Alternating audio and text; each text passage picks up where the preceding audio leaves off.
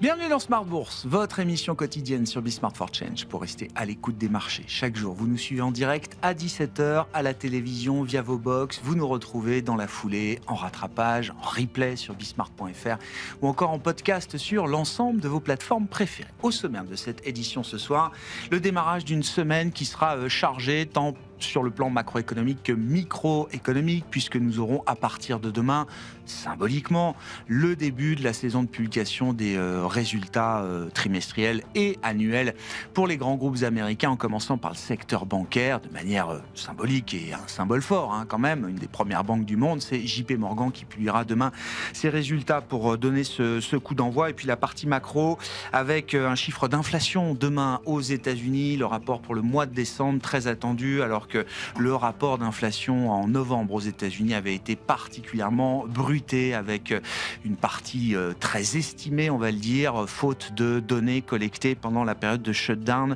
en fin d'année dernière et notamment au cours du mois d'octobre. Et puis l'autre sujet qui anime bien sûr les marchés en ce début de semaine, c'est toujours l'hyperactivisme du président Trump et la Réserve fédérale américaine qui se retrouve embarquée dans sa guerre d'indépendance, alors que l'administration Trump, à travers le département de la justice, tente de criminaliser la Réserve fédérale américaine, revenant sur la dernière audition de Jérôme Powell au Congrès américain en juin dernier et soulevant notamment le sujet du coût de la rénovation du siège de la Réserve fédérale américaine, estimé à 2,5 milliards de dollars. Sur la base de ce témoignage, Jérôme Powell et la Fed est assigné à comparaître devant un grand jury, procédure qui peut ouvrir la voie évidemment à une action judiciaire au pénal aux États-Unis. Jérôme Powell est sorti de manière inédite de sa réserve hier soir à travers un message vidéo pour dénoncer ce qu'il voit être comme un prétexte pour attaquer l'indépendance de la Réserve fédérale américaine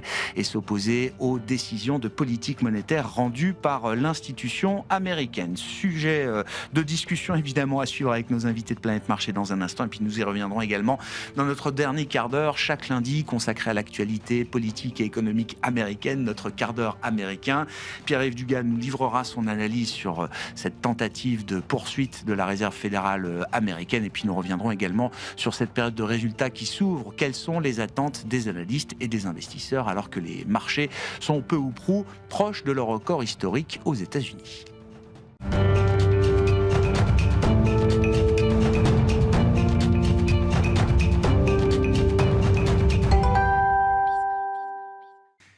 Tendance, mon ami. Chaque soir en ouverture de Smart Bourse, nous retrouvons Pauline Gratel qui vous apporte les infos clés du jour sur les marchés. Bonsoir, Pauline. C'est le sujet qui fait vibrer la planète marché en ce début de semaine. Les menaces de poursuite au pénal du département de la justice américain contre la Réserve fédérale américaine. Oui, la confrontation entre l'administration Trump et Jérôme Powell pourrait bien se déplacer sur le terrain judiciaire. Le président de la Fed a annoncé hier avoir été convoqué par le ministère de la Justice pour d'éventuelles poursuites liées à son témoignage devant le Congrès en juin dernier au sujet du coût de la rénovation du siège de la Fed, estimé à 2,5 milliards de dollars. Jérôme Powell s'est exprimé hier soir, estimant que cette action en justice visait directement l'indépendance de la Fed et ses décisions en matière de politique monétaire. Dans ce contexte, les actifs américains dans leur ensemble sont plombés en ce début de semaine et notamment les indices actions aux États-Unis commencent dans le rouge. Oui, l'heure est à la prudence aux États-Unis. Les indices sont ouverts en repli de 1% pour le Dow Jones, par exemple. Le MSCI World a inscrit un nouveau record. En Europe, l'Eurostoxx 50, le DAX et le CAC 40 sont au plus haut. L'indice parisien est freiné par Capgemini qui cède 5% après une dégradation de Morgan Stanley, mais se stabilise sur ses records autour de 8380 points. Et puis je le disais, il n'y a pas que les actions américaines qui sont affectées. Le dollar et les obligations souveraines d'État américaines sont également pénalisées. Oui, une nouvelle fois, l'inquiétude des investisseurs vis-à-vis de l'indépendance de la Fed se traduit par une baisse du dollar avec un euro-dollar qui remonte en direction de 1,17. Sur les marchés obligataires, la partie longue de la courbe se tend de quelques points de base avec un 10 ans autour de 4,20%. En parallèle, les métaux précieux s'envolent. L'or inscrit un record à 4 600 $ en hausse de 3%. De son côté, l'argent bondit de 8% à 85 $.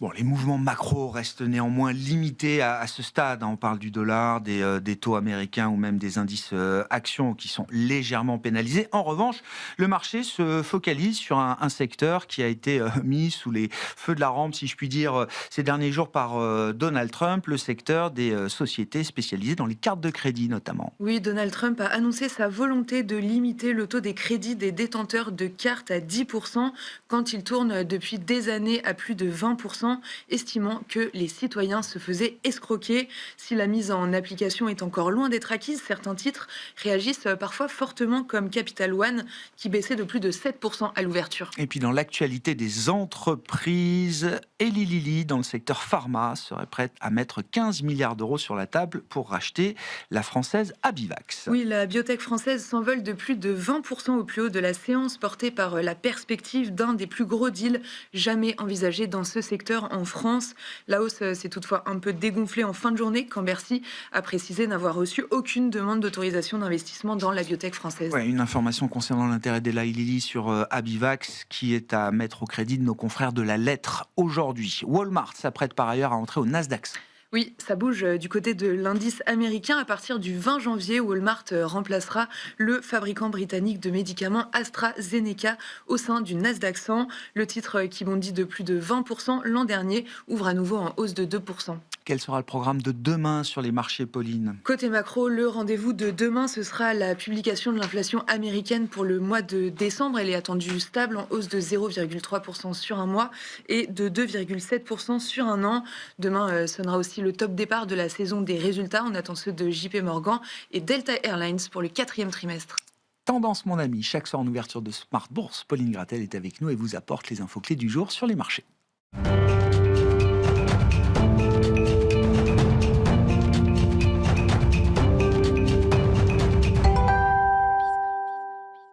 Trois invités avec nous chaque soir pour décrypter les mouvements de la planète marché. Vincent Chéniaud est avec nous, le directeur de la recherche de General Investments. Bonsoir Vincent. Bonsoir Grégoire, merci. J'ai meilleurs vœux à vous également, meilleurs vœux à tous les trois d'ailleurs. Gérald Grant, associé et directeur de l'allocation d'actifs et de la sélection de fonds de Fundaisy, c'est avec nous également. Bonsoir Gérald. Bonsoir Grégoire, et meilleurs. Et meilleurs vœux à vous également. Et Kevin Tozet, meilleurs vœux Kevin, membre du comité d'investissement de Carmignac.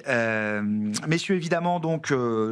Donald Trump et la guerre d'indépendance de la Réserve fédérale américaine. J'ai en tête une phrase de votre confrère chez Carmignac, Raphaël Gaillardeau, que je cite, chef économiste de Carmignac en fin d'année à l'occasion des prévisions que vous présentiez à ses côtés, Kevin, qui avait eu cette petite phrase à une question qu'on lui posait sur comment Donald Trump va agir vis-à-vis de la Réserve fédérale américaine. Ne jamais sous-estimer la capacité de Donald Trump à vandaliser les institutions américaines, y compris les plus puissantes. Oui, ben voilà, donc la Réserve fédérale, alors aujourd'hui, ça fait quand même quelques mois qu'on est dans ce cadre-là, hein, c'est-à-dire que sur le fond de ce qui est a priori reproché à M. Powell, voilà, on se souvient de cette réunion ou cette séquence avec leur casque de chantier à visiter un des bâtiments en pleine réflexion. Voilà, ces attaques régulières vis-à-vis à l'endroit de la Réserve fédérale, c'était un peu mise sous le radar ces derniers mois. Ça revient sur le devant de la scène. Ce qui nous surprend, ou ce qui peut nous surprendre, c'est pas tant sur le fond, ça fait quand même un moment que c'est là, c'est plutôt sur la forme, et notamment le fait que ce soit M. Powell qui, hier soir, cette nuit, voilà, exprime par le truchement d'un communiqué de presse, par cette intervention vidéo-là. Il faut bien comprendre le caractère inédit de la sortie de Jérôme Powell hier soir, c'est ça? Exactement. Et donc, ça laisse entendre que voilà, c'est un nouveau front de guerre, peut-être un peu exagéré à l'aune de ce qui s'est passé il y a une semaine, mais voilà, il y a une nouvelle passe d'armes, on va dire, entre l'exécutif et le monétaire, et ça vient encore une fois questionner l'indépendance de cette institution avec voilà, toutes les répercussions que ça peut avoir en termes de mouvement de marché. Hein, on l'a dit, on a encore une fois de façon concomitante une baisse du dollar américain, des actions américaines et des obligations souveraines américaines. Tout ça sur fond de dominance budgétaire, en tout cas conditionnement d'une politique monétaire à l'exécutif. Et voilà, on ouvre un petit peu la séquence aussi, c'est-à-dire qu'on devait avoir vendredi un avis rendu par la Cour suprême sur on va dire, la légalité des tarifs douaniers, qui a été décalé dans le temps. A priori, on devrait les avoir mercredi ou après mercredi. Et là aussi, eh bien, on peut s'attendre en fonction du rendement qui est jugé. Si je regarde les sites de paris en ligne, une probabilité relativement élevée que eh bien, la Cour suprême se prononce contre la mise en place de ces tarifs douaniers et donc avoir un nouveau front ouvert par l'exécutif à l'endroit, encore une fois, des institutions américaines. Sur la Fed, si la visée de Donald Trump et de son administration est bel et bien, effectivement, de rendre l'institution moins indépendante, comment on comprend le timing, entre guillemets, de l'attaque, c'est-à-dire à 3-4 mois de la fin du mandat de Jérôme Powell en tant que président de la Réserve fédérale américaine, alors que d'autres hommes plus loyaux sont en train de prendre leur place au sein de la Fed. Oui, alors c'est sans doute une lubris, comme ça qu'on dit. Il peut aussi quelque chose de cet ordre-là. Il y a aussi cette volonté de M. Trump de fight, hein, comme il montrer qu'il est combatif. Exactement, montrer qu'il est combatif, le point levé, et ça dans un contexte où les enjeux d'accessibilité, de pouvoir d'achat sont extrêmement importants aux États-Unis, a fortiori dans une année de demi-mandat. Il l'a dit lui-même, hein, s'il perd ses élections de novembre, eh bien, il y a un risque qu'il soit à nouveau empêché par les députés américains. Et donc, sans doute, il fait tout, en tout cas, il attaque sur tous les fronts pour pouvoir adresser cela. Ça passe par l'indépendance d'institutions, ça passe aussi par des attaques, plus ou moins dirigées. Il mord un peu la main qu'il a nourrie. Les cartes de crédit. Les cartes de crédit, le non-paiement de dividendes ou de rachat d'actions au secteur de la défense, certaines entreprises phares, des actifs non cotés, qui il veut les prévenir d'acheter du résidentiel américain. Il y a quand même un certain nombre de fronts qui s'ouvre. Je ne sais pas si c'est le désespoir ou cette volonté très forte de reprendre, on va dire, certains points de popularité. Et on le voit d'ailleurs dans les intentions de vote sur cette année. Mais il a repris 1% dans cette séquence-là. Peut-être que ça l'encouragera à en faire davantage. Intéressant qu'il soit, alors pour les objectifs qu'il poursuit, capable de prendre ses distances quand même, comme vous dites, mordre la main qu'il a nourrie, capable de prendre ses distances vis-à-vis d'industries qui ont largement financé contribué à son élection. Alors, dans quelle mesure ça devient gênant, le fait de voir Jérôme Powell sortir un dimanche soir dans une vidéo pour expliquer... non seulement que l'attaque de l'administration Trump est inappropriée, mais qu'elle est un prétexte qui vise... Je veux dire, il donne une grille de lecture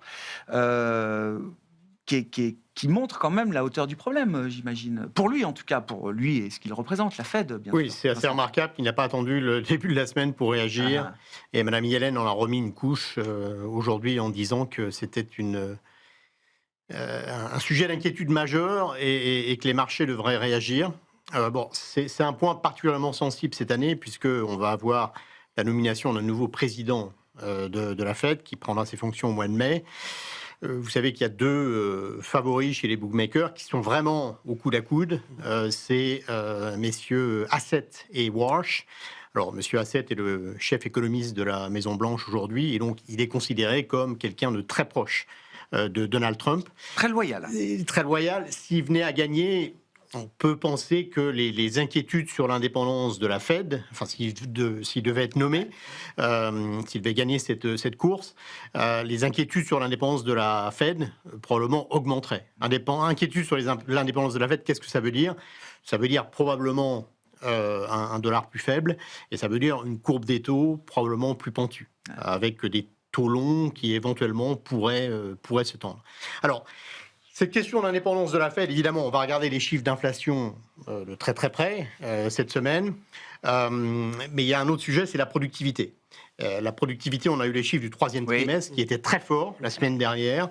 Et donc, c'est quasiment un rythme de croissance de la productivité de 5% par trimestre, c'est ça Oui, 5% annualisé. Alors, annualisé, si on regarde sur les 4 derniers trimestres, c'est vrai qu'on a vu une certaine faiblesse au deuxième trimestre, donc ça moyenne. Mais quand même, si on regarde la tendance, il y a une reprise très claire de la productivité, alors même que l'intelligence artificielle, probablement, en tout cas si on écoute les entreprises, n'a pas encore produit ses effets. Nous, on montre que historiquement, quand il y a un tel bond de l'investissement dans la technologie, c'est suivi par des gains de productivité. Donc on peut être relativement optimiste en la matière, mais après ça soulève des questions sur la Fed, c'est-à-dire que aussi bien Hassett que Warsh croient en cette thèse de productivité et disent, en l'occurrence, ça va maintenir l'inflation sur des bas niveaux. L'inflation participe à une inflation basse en effet, et donc il pourrait embrasser, je dirais, le comportement qu'a connu la Fed à la fin des années 90 avec Greenspan en disant vous inquiétez pas sur l'inflation, la productivité est forte, il n'y aura pas d'inflation, et donc on peut se permettre d'assouplir la politique monétaire. Donc est-ce que ce sera justifié par la productivité ou est-ce que ce sera considéré comme une perte d'indépendance? C'est assez difficile. Le thème de Non, mais vous apportez quand même une partie de la réponse avec les équipes de General Investment, puisque vous dites que oui, dans un contexte d'investissement gigantesque dans la technologie, dans de nouvelles technologies de rupture, les chances de voir cette croissance de la productivité sont majeures. Mais il y a quand même un pari pour l'avenir, puisque personne n'est certain la aujourd'hui soutenabilité de ces investissements, etc. Voilà, de ce qui va se produire en termes d'impact sur l'économie réelle. Mais c'est vrai qu'on soupçonne des gains de productivité. Mais en attendant, avant que l'impact IA soit tout à fait évident, le marché va quand même spéculer sur une perte d'indépendance. Et ça, c'est quand même... pas forcément très bon pour les actifs américains, en effet. Kevin, c'est gains de productivité, donc c'est, on va dire, 1,5% par an en moyenne sur les 10 prochaines années. C'est bien en moyenne sur les 10 prochaines années. Le marché, ce qu'il regarde, c'est certains indicateurs coïncidents qui tentent à montrer que la croissance économique américaine, si je regarde des indicateurs comme celui de la Fed d'Atlanta, qui estime le PIB aujourd'hui, il est à plus de 5%. Donc on a quand même un stimulus budgétaire, un stimulus monétaire, avec une économie qui croît à 5% et des salaires qui sont en croissance de 4% en rythme annualisé. Donc, encore largement au-delà du potentiel. C'est important. Pour l'instant, pour l'économie américaine. Gérald, vos commentaires, je reviens quand même au sujet de la Fed, et puis je veux bien qu'on décrive la manière dont le marché réagit. Janet Yellen nous dit il faudrait que les marchés réagissent. Est-ce que les marchés réagissent à ce risque de perte d'indépendance de la Réserve fédérale américaine? Déjà, en préambule, je suis épaté du nombre d'heures que constitue la journée de Donald Trump. Je sais pas, il doit avoir 36 heures en 24. J'aimerais bien avoir les mêmes, vu tout ce qu'ils annoncent à chaque fois. Non, mais je pense que plus sérieusement, oui, effectivement, le sujet de l'indépendance, c'est pas nouveau. On en parle depuis déjà longtemps, Kevin l'a dit. Mais après, pour que les marchés réagissent, il faut aussi qu'ils estiment qu'il y a un risque à ce que la Fed, en allant faire ce que Trump souhaite, à savoir des baisses de taux massives, se plante.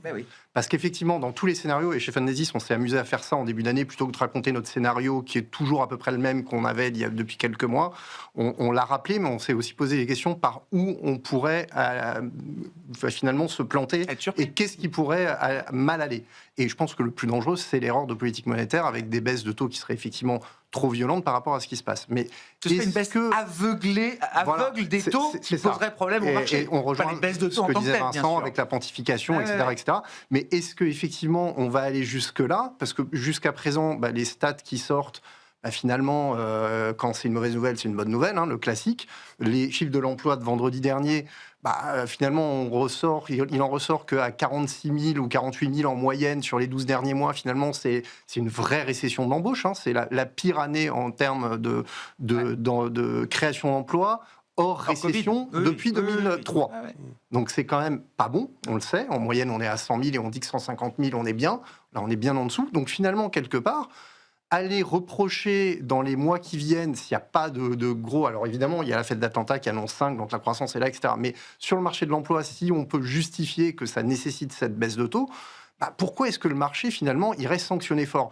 Moi, je trouve que pour le moment, ça ne sanctionne pas trop. La main de Jérôme Powell n'a jamais tremblé sur ce genre d'argument, et pas qu'en 2025. Exactement. En 2024, on fait quand même 50 points de base en septembre, sur la base de signaux annonçant ou confirmant un ralentissement du marché du travail. Donc je pense que la vérité est un peu entre les deux. On a effectivement la peur juridique du manque d'indépendance, mais il y a aussi les faits qu'on va suivre de ce que fera la Fed, parce que je pense qu'on est tous d'accord pour dire que Powell va probablement pas partir avant la fin de son mandat maintenant. Il met un peu de pression, mais voilà. Donc on va voir un peu. Alors est-ce que c'est pour pousser un peu une dernière baisse un peu plus franche? Est-ce qu'il reste comme gouverneur jusqu'en 2028? Alors voilà, ça c'est une autre question, effectivement. Histoire de participer au débat. Est-ce qu'il en aura rempli lui-même? Je ne sais pas. Mais en tout cas, c'est vrai que le juge de paix, ça sera ça. Est-ce qu'on va aller trop loin en fonction des données économiques? Et là, ça peut dérailler, effectivement. Mais si les données économiques restent ce qu'elles sont pour le moment, sur le marché de l'emploi en particulier, et avec ce qu'a rappelé Kevin, à savoir, il faut tout faire pour être réélu au midterms, parce qu'effectivement, le but, là, c'est de plaire à l'américain de la rue, on va dire. on pourra difficilement lui en vouloir. Il peut obtenir des résultats parce que bon, il y a la pression mise sur la Fed. On a décrit évidemment, alors ce sont des annonces, il n'y a même pas d'ordre exécutif signé pour l'instant, mais limiter les taux de crédit des détenteurs des cartes de crédit à 10% quand on est au plus du double depuis des années. C'est un business, c'est un marché d'1 trillion de dollars. Le pétrole avec la saisie du pétrole vénézuélien, des mortgages à 50 ans, etc. Je veux dire, il est sur tous les fronts. Est-ce qu'il peut obtenir des... Est-ce qu'il a une chance? C'est une question ouverte, je ne sais pas si on a la réponse, mais est-ce qu'il a une chance de redresser la barre avant des élections de mi-mandat qui sont généralement perdues d'avance pour le locataire de la Maison-Blanche? Vincent parlait de la quantification de la courbe des taux. Il y a ce qui se passe sur les cartes de crédit, il y a aussi ce qui se passe sur ces demandes à Fannie et à Freddie d'aller racheter des prêts hypothécaires. Il y a peut-être des effets de seuil, c'est-à-dire que 6% sur un taux d'emprunt à 30 ans aux États-Unis, c'est historiquement à peu près la moyenne. Et c'est les niveaux sur lesquels on voit une reprise de la demande du crédit, on voit du refinancement. Donc ça peut être son risque à lui ou son pari à lui. Mais le risque, c'est bien celui-là. C'est-à-dire que vous parliez des baisses de taux de 50 points de base de 2024. Si on restimule, les taux longs, ils ont à peu près monté autant que ce que les taux courts ont baissé à l'époque. Et sur 2025, on a eu des baisses de taux. Là aussi, on a eu une pontification, en tout cas cet écart entre les taux courts et les taux longs, des courbes qui sont pontifiées de l'ordre de 0,7%. Donc il y a quand même... le marché fait aussi, en tout cas en partie son travail. Dans ce débat des banques centrales, c'est marrant, c'est ce que je retiens aussi des débats qu'on avait ici en plateau en fin de semaine dernière, où on parlait du sujet de l'indépendance de la Fed. Et en miroir, j'ai l'impression qu'on s'inquiète assez vite, effectivement, on s'inquiète du risque de perte d'indépendance de la Réserve fédérale américaine, quand, d'un point de vue européen, je trouve qu'il y a beaucoup d'intervenants qui peuvent être critiques sur, une indépendance un peu trop forcenée de la Banque Centrale Européenne, par exemple. Vous voyez ce que je veux dire, Vincent? Oui. C'est-à-dire que dans un moment où le policy mix est quand même très stimulant, avec alors une coordination, une concomitance d'intérêts entre les politiques monétaires, les politiques budgétaires, etc., en Europe, ça coince un peu, quoi. Oui, alors on est dans une situation très, très différente. La BCE a déjà baissé ses taux à 2%. A priori, elle a terminé. Je n'exclus pas une baisse supplémentaire du fait d'une inflation trop basse, puisque l'inflation a chuté à 2% et le risque demeure à la baisse. Mais je dirais que la position de la BCE aujourd'hui est quand même relativement confortable. Et le policy mix, globalement, est également favorable à l'économie globale. Et je suis relativement optimiste, je dois dire, d'abord parce que les conditions financières sont extrêmement accommodantes. Les marchés d'actions sont hauts, donc le coût du capital est faible, les spreads de crédit sont extrêmement bas, les banques centrales ont baissé les taux. La politique budgétaire, effectivement, vous parlez du policy mix, est favorable. Aux États-Unis, et c'est peut-être pas assez discuté dans le marché, on va avoir clairement un stimulus budgétaire cette année. Ça accompagne évidemment le stimulus allemand, le stimulus japonais dans une moindre mesure. Chinois, qui va être probablement ce qui va surtout se dérouler au premier semestre. Donc tout ça est quand même assez favorable pour l'économie globalement et les actifs risqués. Alors après, la question, c'est est-ce qu'il n'y a pas un emballement? On voit que le sentiment des investisseurs est déjà très positif. Par contre, le positionnement nous semble beaucoup moins extrême. Ah ouais, je comprends. Mais vous dites, même en Europe, ce choc financier positif en Europe, il est là aussi présent. Il va se traduire dans des chiffres. Ça veut dire quoi? Il y a des surprises positives à attendre de l'économie européenne cette année? Ou est-ce qu'on est toujours limité par une croissance potentielle qui est à la hauteur de ce qu'on est capable de produire, pour dire les choses? Non, les derniers indices marquent plutôt un léger tassement, une petite perte de momentum. En Europe, si on regarde, en Allemagne en particulier, si on regarde les anticipations de l'indice IFO, la composante anticipation de l'indice IFO, si on regarde le PMI global également, on a eu un petit tassement, mais ça me semble assez mineur. Je pense que la tendance est bonne. On a eu des surprises économiques qui ont été très favorables au cours des 6 derniers mois. Et a priori, les conditions sont telles que l'économie va bien se tenir et que les surprises, pour moi, sont plutôt à la hausse. Et donc, pro-risque. Il faut rester pro-risque dans ces investissements, la conduite de ces investissements. Pro-risque et pro-valeur cyclique également. Ouais. Avec encore le risque qu'à un moment, il y ait trop d'exubérance dans le marché. Mais je ne pense pas qu'en termes de positionnement, on en soit là aujourd'hui. C'est une année de cycle pour les valeurs cycliques, par exemple, Gérald? Oui, ça peut. Après, est-ce qu'une bancaire est cyclique? Je sais pas, moi je regarde la performance.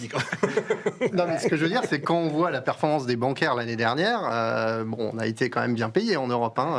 Ça représente quoi, 50% finalement de la hausse du marché, à peu de choses près. Donc oui, on peut avoir, ceci dit, on peut avoir effectivement une rotation favorable au cycle. Après, quand on entend cycle, on entend aussi, nous, en tant que gérants, value, etc. La value en Europe, ça fait 3 ans, ou voire un peu plus, qu'elle surperforme la croissance. C'est l'inverse des États-Unis. Donc on est déjà finalement dans cette inversion value/cyclique, même si tout n'est pas égal par ailleurs. Mais il y a quand même déjà ça qui est mis en place. Après, pour rebondir sur l'Allemagne et ce que disait Vincent, effectivement, en plus, maintenant on commence à avoir des ordonnances en Allemagne qui sont en train d'être signées pour débloquer les budgets. Donc ça va venir. Alors évidemment, la question qu'on se pose tous, c'est mais dans un contexte de déficit important, de dépenses publiques, est-ce qu'on va avoir les moyens de tout ça ? Bon, j'ai l'impression que l'Allemagne s'est enfin débridée, donc ça devrait arriver. Donc l'Europe est peut-être un peu plus aujourd'hui qu'une diversification comme on pouvait le voir en début de l'année dernière. Après, il faut voir que l'année dernière, on attendait 8% de croissance de bénéfices en Europe, on a fini à -2. Là, on attend 15. Il faut espérer qu'effectivement, on n'ait pas une baisse en fil de l'eau d'autant. Alors, l'espoir ne fait pas une stratégie, Gérald. Est-ce que ça peut être plus qu'un espoir après 3 ans? Non, clairement je pense qu'il faut avoir quand même un peu de diversification, notamment si on est dans un scénario qui est loin d'être clair sur le dollar, mais que Vincent exprimait d'une potentielle poursuite de l'affaiblissement du dollar, ce que peut vouloir Trump, effectivement. Il faut que pour les investisseurs qui ne peuvent pas se protéger contre le risque de change, donc ils ne vont pas forcément tirer parti de tous les investissements aux États-Unis à cause de la devise, qu'ils diversifient, que ce soit effectivement sur l'Europe. Il y a aussi peut-être des choses à faire sur les émergents, surtout dans un contexte où le dollar peut encore se déprécier. On sait que ça va un peu avec. Donc il y a des choses à faire aussi en dehors de la tech, de l'IA américaine, même si elle reste prépondérante et qu'on continue, en tout cas chez nous, à apprécier ce secteur, avec une sélectivité plus ou moins différente par rapport à avant. Là, il y avait le narratif, les gens qui investissent, on y va. Maintenant, c'est qui sont ceux qui monétisent aussi. Et ce sont des choix d'investissement qui sont plus réservés, entre guillemets, aux pionniers, aux aventuriers. Il y a des flux aujourd'hui qui accompagnent ces logiques de diversification en dehors du monde dollar, des actifs américains. Il y en a un peu plus, on aime bien être porté par les flux. Il y en a où c'est quand même plus compliqué. Même l'année dernière, on a parlé souvent des petites et moyennes valeurs en Europe. On a eu un faux départ, malheureusement, en mars-avril, je crois.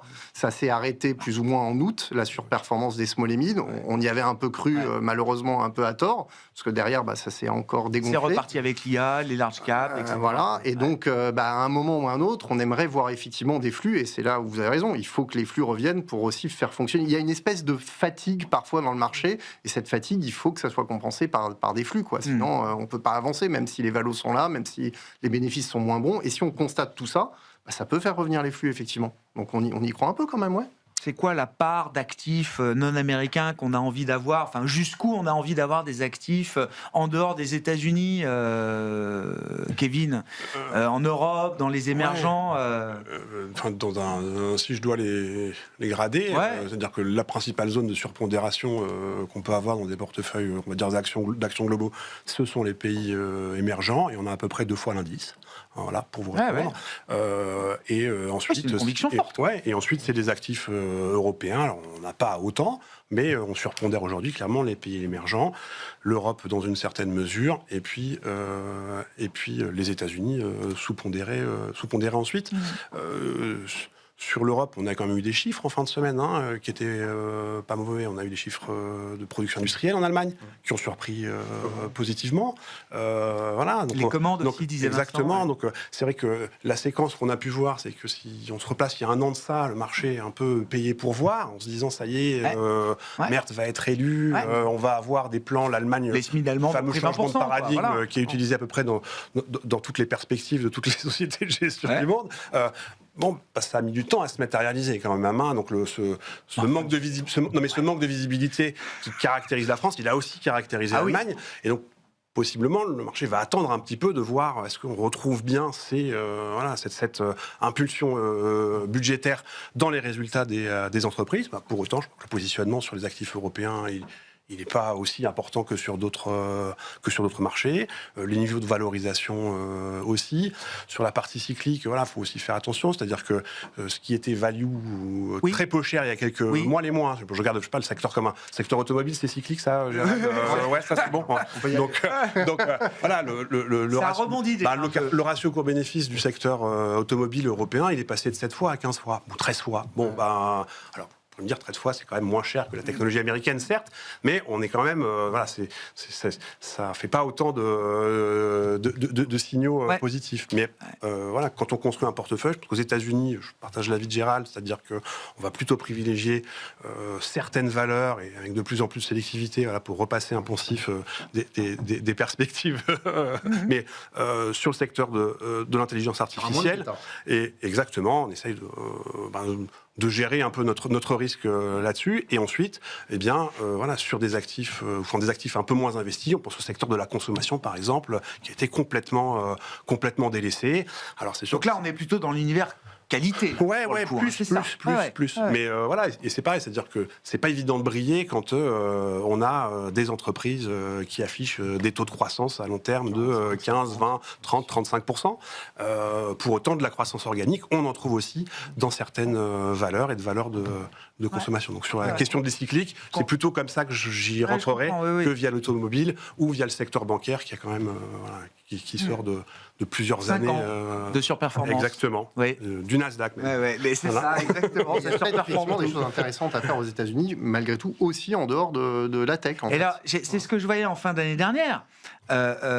Les Mag 7 sous-performent le S&P à l'arrivée, à part une ou deux d'entre elles qui font mieux, mais l'ensemble du pack Mag 7, voilà, c'est ça, fait moins bien. Et le S&P 493 fait mieux que le reste de l'indice. Le Russell 2000 également. Et le Russell 2000 aussi. Et ça, c'est peut-être aussi en tout cas un début de bonne nouvelle, c'est que dans toute la séquence dont on parlait, c'est-à-dire là, 7, 8, 9 jours de jours ouvrés boursiers, on a l'impression d'avoir fait avance rapide et d'avoir fait 12 mois. On a fait la nuit.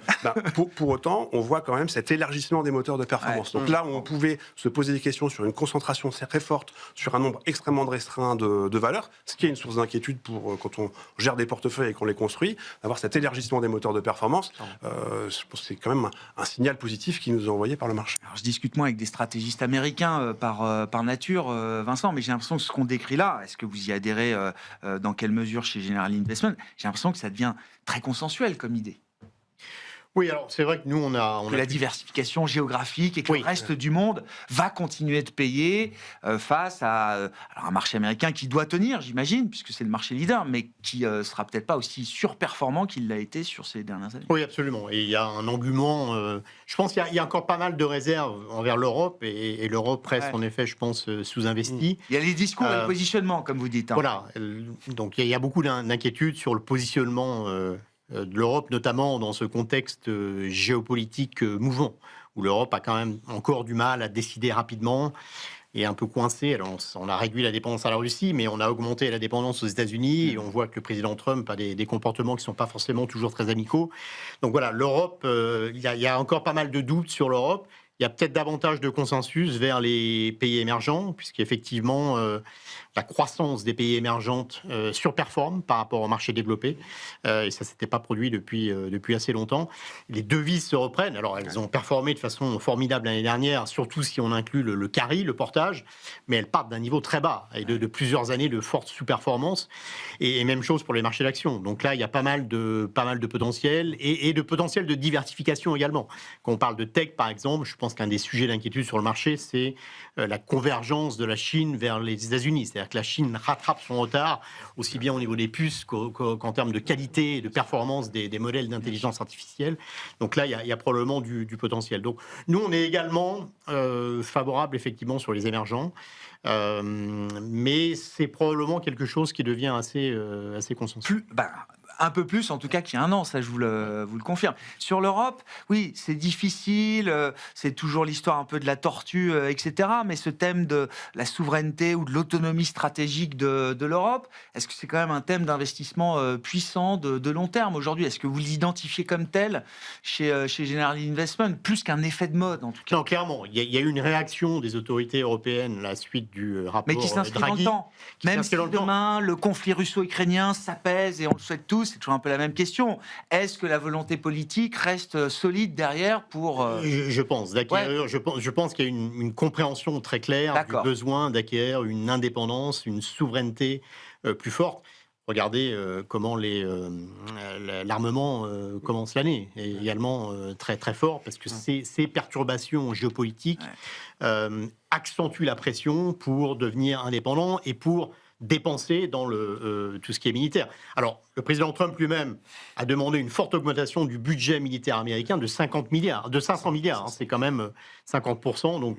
500 milliards, non, voilà, c'est le standard. C'est le montant des investissements, CAPEX, IA, c'est l'augmentation d'un budget aux États-Unis. Ça ne va pas faciliter la discussion budgétaire aux États-Unis. Rappelons qu'à la fin de ce mois, on a une nouvelle échéance pour financer le budget de l'État avec un risque de shutdown. Mais toujours. Ce ne serait pas, encore une fois, pas très favorable pour les actifs américains et le dollar en particulier.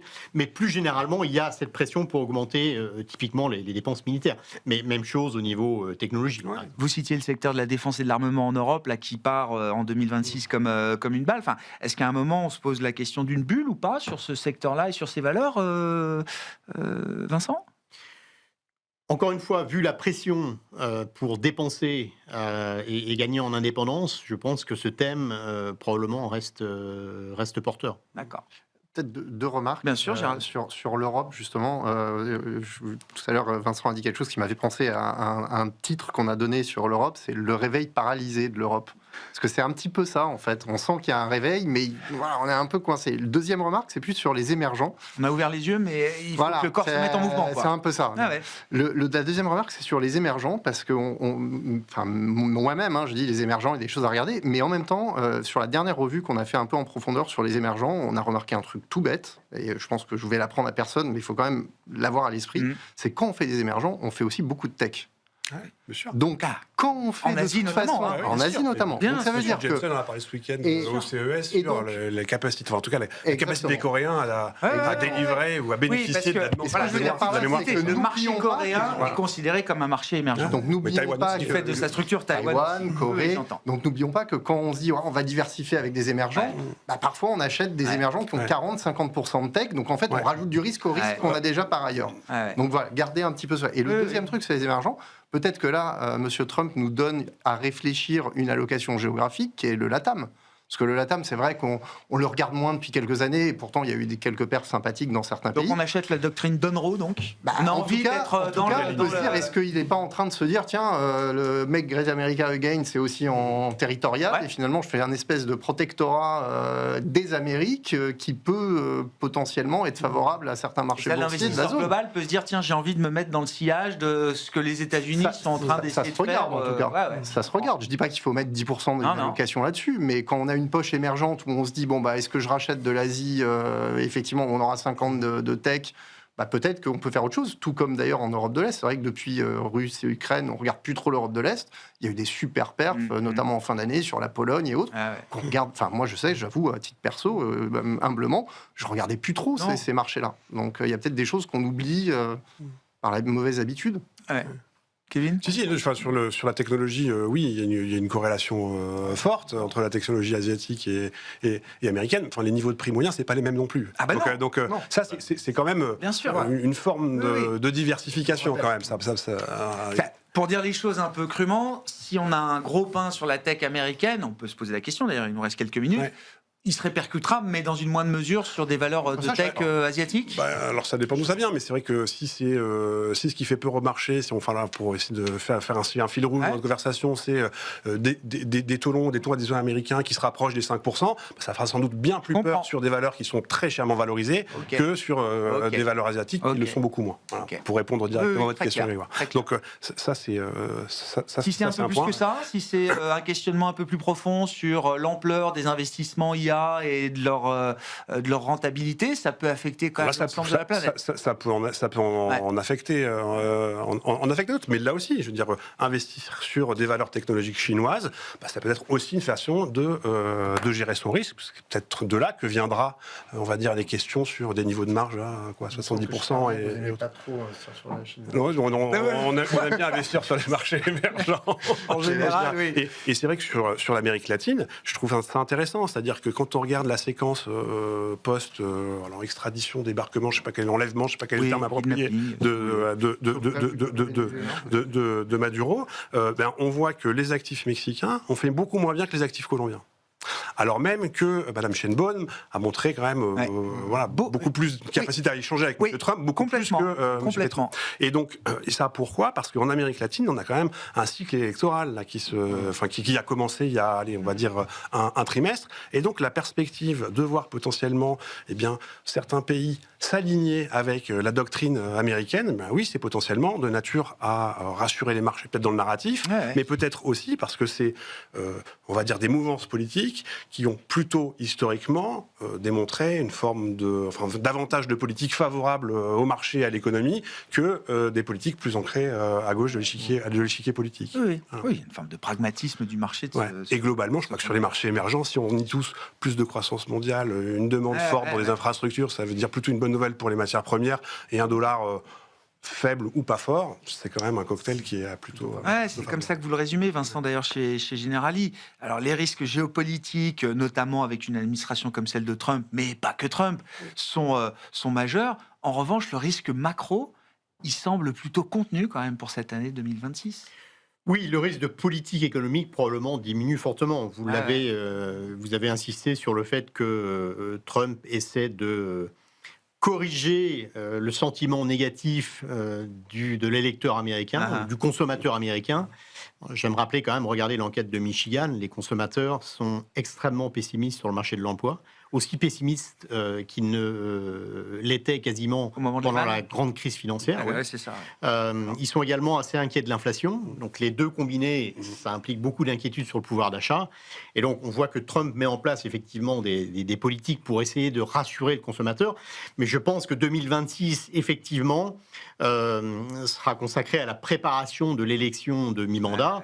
Et ça veut dire un risque de politique économique toxique, entre guillemets. Ce que j'appelle toxique, c'est stagflationniste, donc des politiques potentiellement dangereuses pour la croissance et qui poussent l'inflation à la hausse.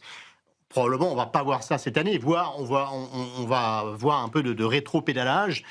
Et le marché pourrait croire à ce rétro-pédalage, notamment potentiellement avec l'aide de la Cour suprême, si les tarifs la base légale des tarifs est invalidée. Ça peut rendre l'administration Trump d'autant plus offensive pour remettre des tarifs.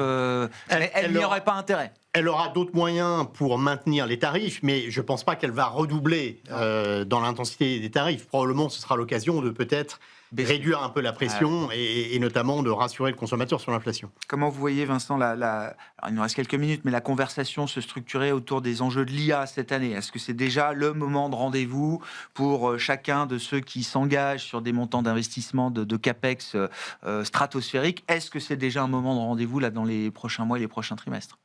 Les inquiétudes, c'est effectivement sur la rentabilité de ces investissements qui vont se poursuivre, il n'y a aucun doute, en 2026. Et est-ce qu'on va voir émerger une concurrence, une compétition? C'est l'exemple de DeepSeek il y a un an, en février 2025. Est-ce qu'on pourrait avoir émergé une concurrence, une compétition qui inquiéterait sur la rentabilité de ces investissements? Donc ça, je pense que quand on parle de technologie, d'IA, il faut diversifier, et diversifier notamment vers les bénéficiaires de l'intelligence artificielle. Et là, on voit de plus en plus d'applications, même si les entreprises, si on regarde les enquêtes auprès des entreprises, beaucoup d'entreprises aujourd'hui disent « ça n'a pas d'impact sur ma productivité », ou en tout cas, on n'est pas certain. C'est clairement la réponse dominante.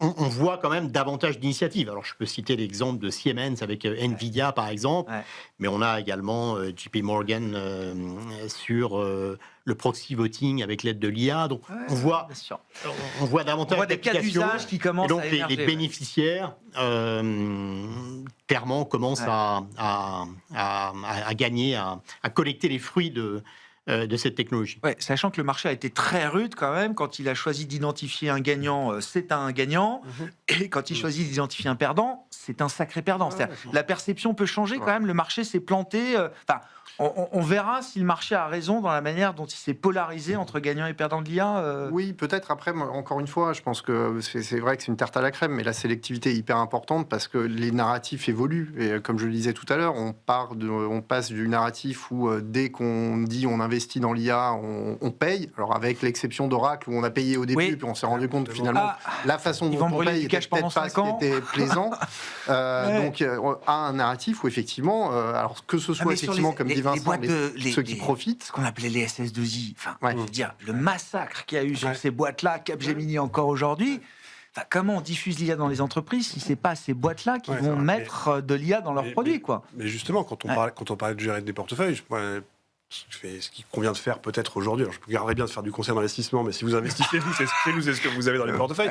Mais c'est bien que on a cherché à réduire donc ces valeurs avec, désolé pour le jargon, avec un bêta élevé, celles qui en ont bénéficié, et ensuite investir plutôt sur des SS2I, parce que on va dire être un acteur historique, c'est un atout. C'est-à-dire que toutes ces entreprises qui cherchent à internaliser une capacité d'intelligence artificielle, elles le font déjà, elles le feront en partie, mais de se dire que de facto, ça veut dire qu'on n'a plus de SS2I. Mais bien sûr. Exactement. Je pense que c'est peut-être une exagération à la baisse. Gérald, pour conclure rapidement. Oui, non, factuellement, là encore, si on s'en tient aux fondamentaux et aux résultats attendus, quand on regarde croissance S&P 500, on est à 15, quand on regarde le secteur de la tech, on est à 25-30, et quand on regarde les semis, on est autour de 45-50.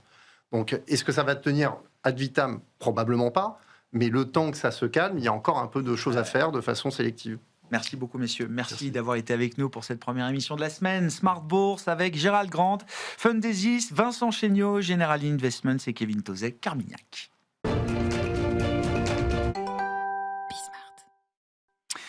Le dernier quart d'heure de Smart Bourse, chaque soir c'est le quart d'heure thématique, chaque lundi c'est notre quart d'heure américain pour revenir sur l'actualité politique, économique, financière du moment aux États-Unis avec notre correspondant américain Pierre-Yves Dugas qui est avec nous à distance. Bonsoir et bienvenue Pierre-Yves, bonsoir capitaine.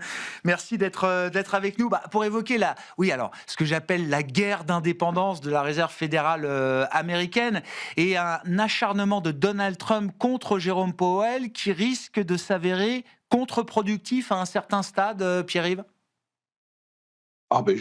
C'est ce qui me frappe le plus dans cette affaire, c'est que je ne vois vraiment pas ce que la Maison-Blanche, qui souhaite que les taux d'intérêt aux États-Unis baissent de manière accélérée, a à gagner aujourd'hui à menacer de poursuites pénales le patron de la Fed, dont on sait que le 15 mai, il ne sera plus président du Conseil des gouverneurs.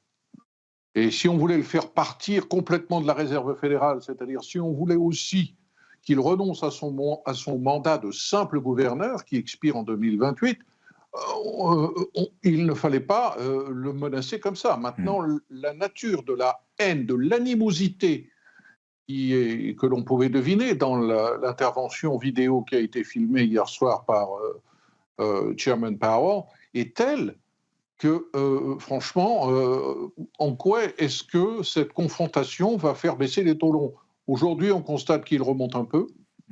On constate que la réaction du marché n'est pas violente, si ce n'est sur l'or, mais sur les marchés d'actions et même sur le marché obligataire, elle n'est pas trop violente.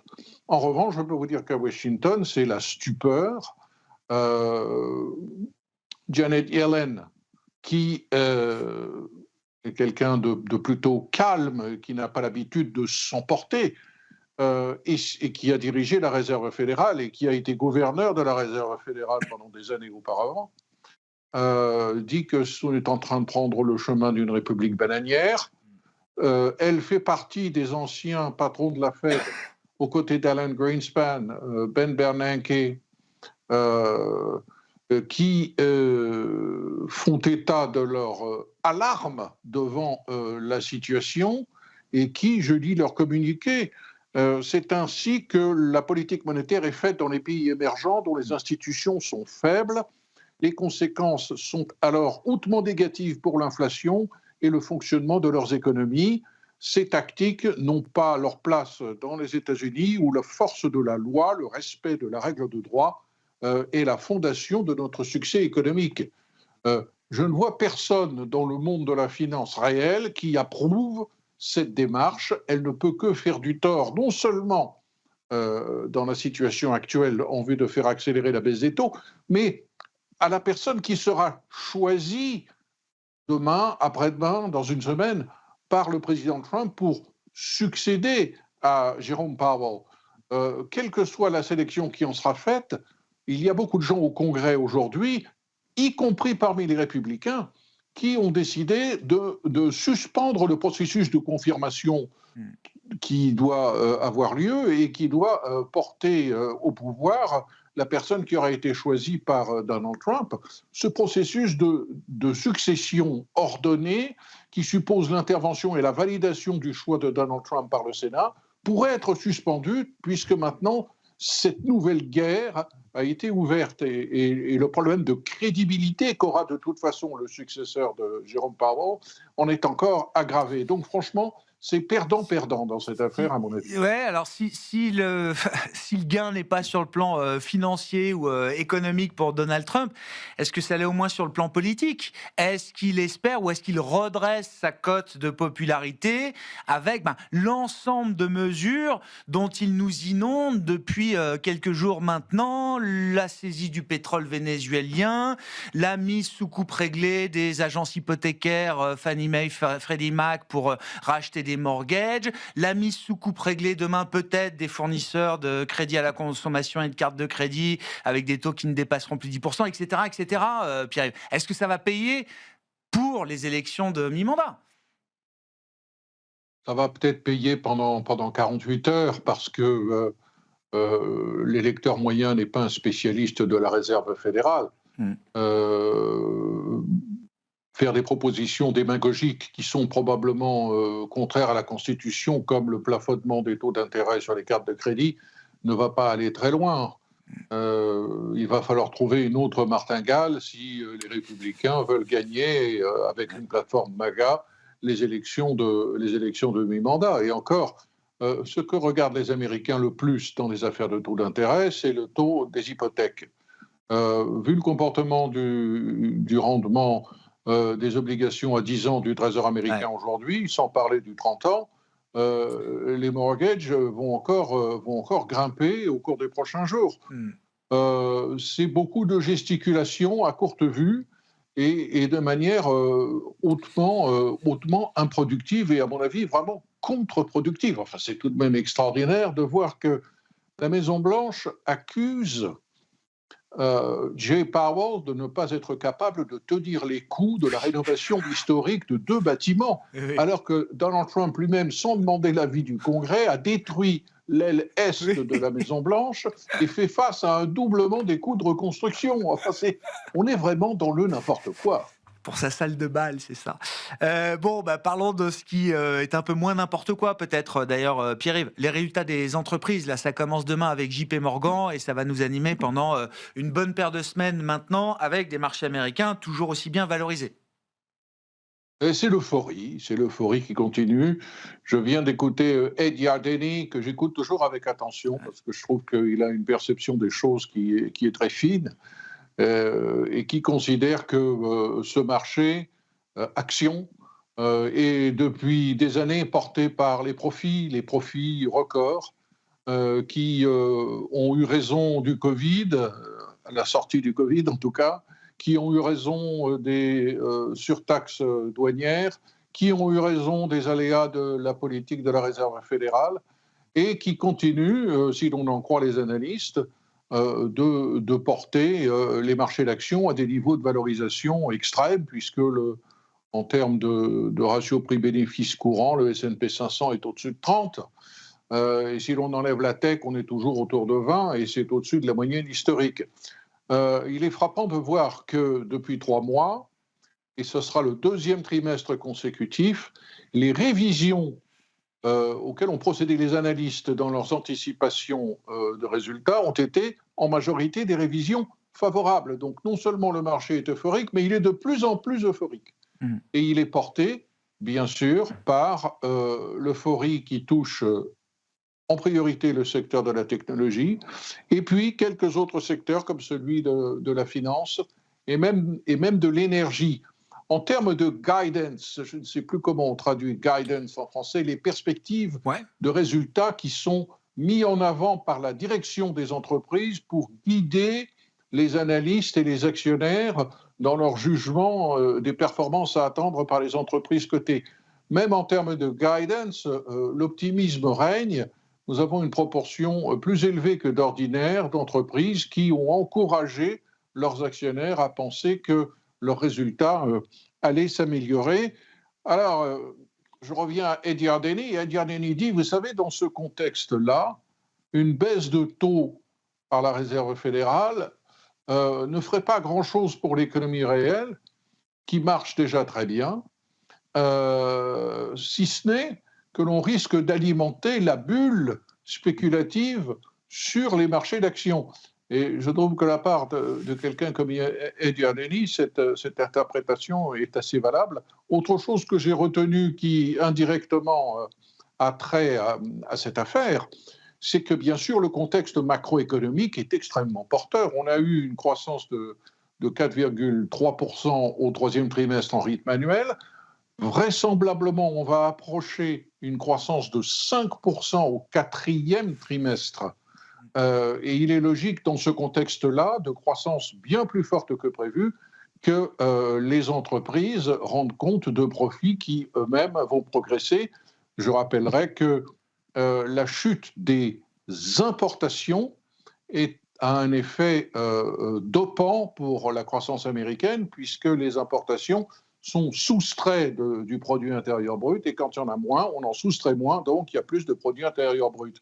Voilà pourquoi on pourrait dépasser 5% de croissance au 4e trimestre. Dans ces conditions-là, anticiper 8,2% de progression des profits des entreprises pour les sociétés du S&P 500, ça n'est pas aussi délirant que cela. Non, de la croissance toujours aux États-Unis, sans doute largement au-delà du potentiel, même si c'est une croissance qui ne profite pas à tout le monde, et même si cette croissance est de plus en plus pauvre en emploi également, des créations d'emplois qui sont quasiment à l'arrêt désormais si on enlève les secteurs, les gros secteurs de l'éducation et de la santé, mais pour le reste, le PIB évolue encore sans doute au-delà du potentiel de l'économie américaine aujourd'hui. Merci beaucoup Pierre-Yves. Pierre-Yves Dugas avec nous chaque lundi pour cette analyse de la vie politique, économique et financière américaine, notre correspondant américain dans Smart Bourse sur Bismart for Change, que vous retrouvez bien sûr en replay sur bismart.fr ou encore en podcast sur l'ensemble de vos plateformes préférées.